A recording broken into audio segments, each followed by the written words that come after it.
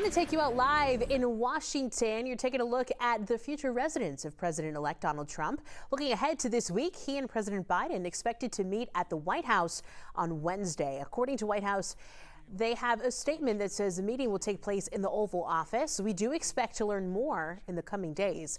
Mr. Trump spoke by phone with President Biden and Vice President Kamala Harris last Wednesday. In an interview with NBC News, Trump described the calls as being respectful.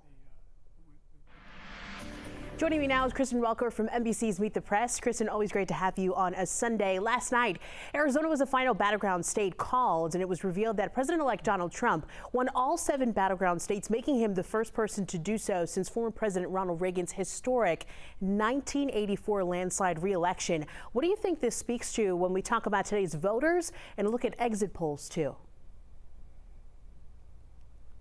Angelina, it's so great to be with you. Look, you put it perfectly. This was a decisive, it was an historic win.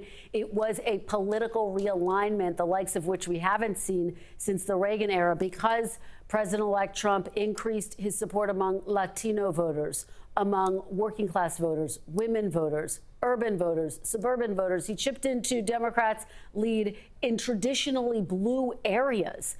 And so what's at the heart of it?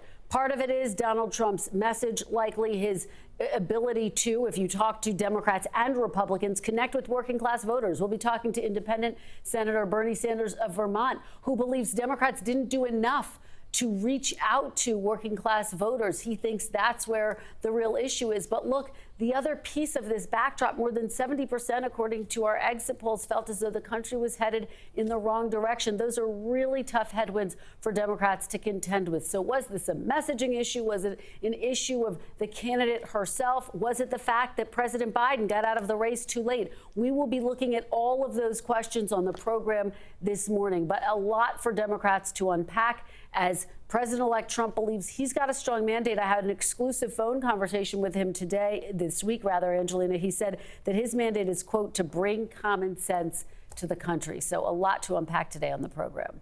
Of course, and with this decision, too, comes a transition of power. What are the next few months going to look like for President-elect Trump? And what do you think he could have at the top of his agenda when he takes office? Angelina, it's a great question.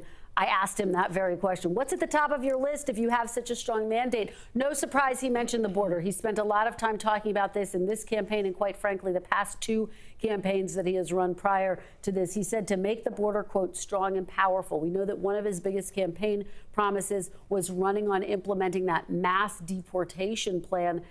Estimates are it could cost billions of dollars. I asked him if he knows how much it would cost. He said it's not a question of a price tag. It's really not. We have no choice. When people have killed and murdered, they're not staying here, he said. There is no price tag. We're going to be talking to Republican Senator John Barrasso about that. Does he think there's a price tag? Does he think that such a robust plan can pass through the Senate? A lot to talk about, Angelina.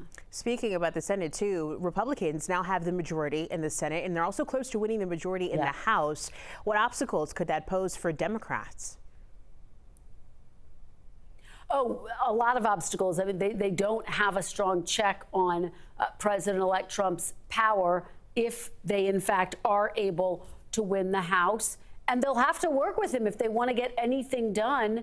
And that's where it's going to get very complicated. There are a whole range of things that Mr. Trump wants to do, including a list of tax cuts that he has promised to deliver on. So how does that get done? Look, even if Republicans do have win the House, the majority is going to be very narrow. So it could be challenging.